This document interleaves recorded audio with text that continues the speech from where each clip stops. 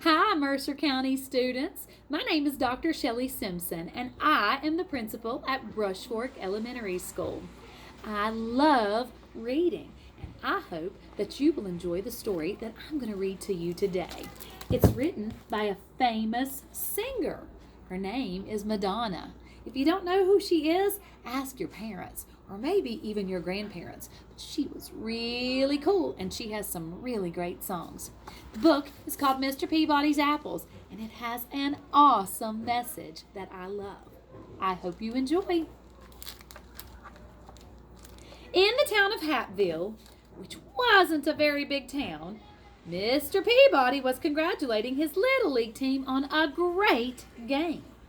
They had not won, but no one really cared because they'd had such a good time playing. Mr. Peabody was the history teacher at the local elementary school. And in the summertime, he dedicated every Saturday to organizing baseball games with other schools. Billy Little, who wasn't a very big boy, was one of Mr. Peabody's students. He loved baseball more than anything. He thought that Mr. Peabody was the greatest. After each game, he would always stay to help pick up all the bats and balls. And when they were finished, Mr. Peabody would smile and say, "Thanks, Billy. Good job. I'll see you Saturday."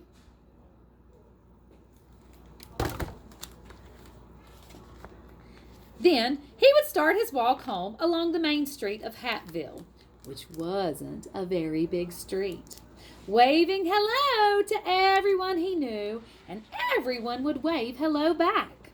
Along the way, he always passed Mr. Funkadeli's fruit market. Here, Mr. Peabody would stop and admire Mr. Funkadeli's fresh apples. He would pick out the shiniest apple, drop it in his bag, and continue on his way. Across the street, Tommy Tittlebottom watched with curiosity as Mr. Peabody walked away with the apple. That's strange, he said to himself. Mr. Peabody didn't pay anyone for that apple. Tommy got on his skateboard and rushed to tell his friends.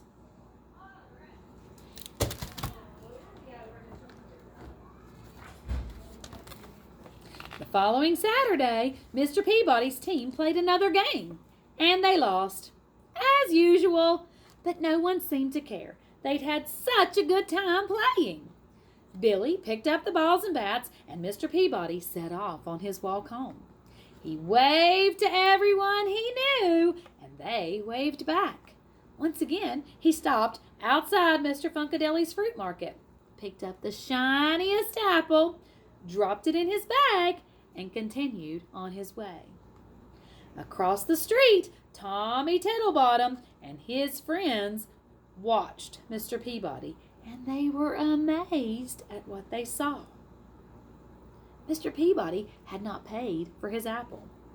They couldn't wait to tell all of their friends, who told their parents, who told their neighbors, who told their friends in the town of Hattville, which wasn't a very big town.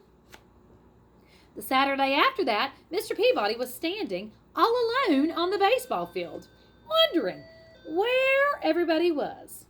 Then he saw Billy walking toward him with a sad look on his face. "Hi, Billy. I'm glad you're here, but where is the rest of the team?" asked Mr. Peabody. Billy remained silent. "What is it, Billy?" he asked again. Billy didn't look up.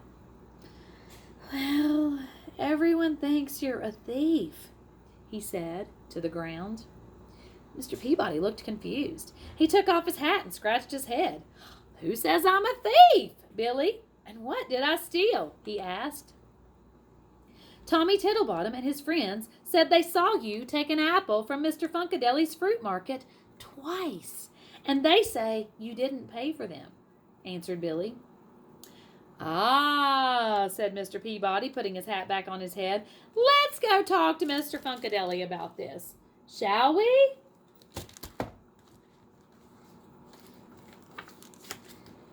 Look at this one. You can see Billy's telling him he thinks he's a thief. They walked down the main street, which wasn't a very big street, and Mr. Peabody waved to all the people he knew. But now some of them did not wave back, and some pretended they did not even see him. They finally arrived at Mr. Funkadeli's fruit market. Out popped Mr. Funkadeli, who said, "Hey, what are you doing here, Mr. Peabody? Why aren't you at the game?" "There wasn't a game today," said Mr. Peabody, "and I was wondering if I could take my apple early." "Sure, why not?" replied Mr. Funkadeli. "You pay for them every Saturday morning when you pick up your milk. You can take them when you like. You want the big, shiny one, Mr. Peabody?" Mr. Peabody took his apple, smiled, and offered it to Billy. "I would like to take the apple, Mr. Peabody, but I have got to go find Tommy and explain everything," said Billy. "When you find him, ask him to come over to my house. I would like to speak to him too," replied Mr. Peabody.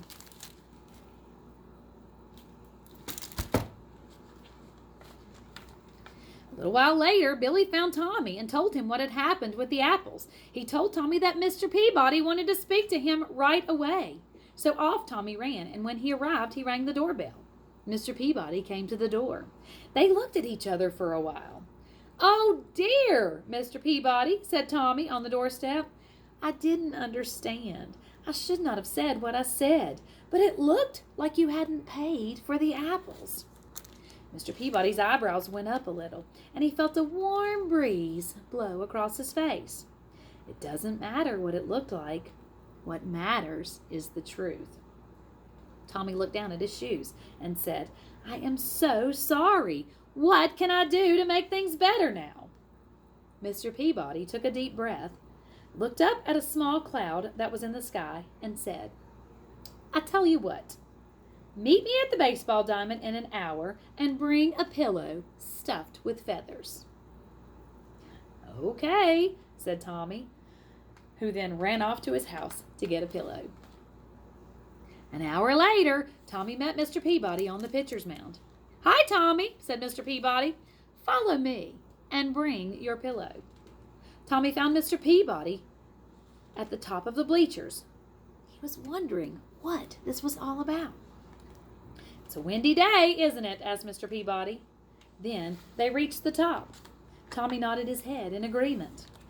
"Here is a pair of scissors. Now cut the pillow in half and shake the feathers out." Tommy looked really confused, but he did it anyway. He thought it was a small price to pay to gain Mr. Peabody's forgiveness. The wind carried thousands of feathers far and wide. You see the feathers flying?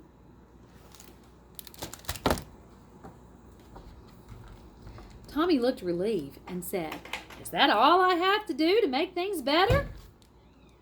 "There's one more thing," said Mr. Peabody. "Now you must go and pick up all the feathers." Tommy frowned. "I don't think it's possible to pick up all the feathers," Tommy replied. "It would be just as impossible to undo the damage you have done by spreading the rumor that I am a thief. Each feather represents a person in Hatfield."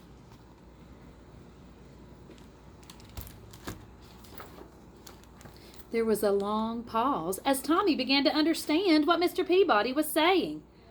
Finally, he said, "I guess I have a lot of work ahead of me." Mr. Peabody smiled and said, "Indeed you do. Next time, don't be so quick to judge a person, and remember the power of your words." Then he handed Tommy the shiny red apple and made his way home. The end. Man, that's a powerful story. It teaches us a lot about being very careful with our words. It also teaches us not to spread rumors when we don't know the truth. Once those words come out of your mouth, they go like wild feathers everywhere, and we can't get them back. That damages people's reputation. That's terrible, isn't it?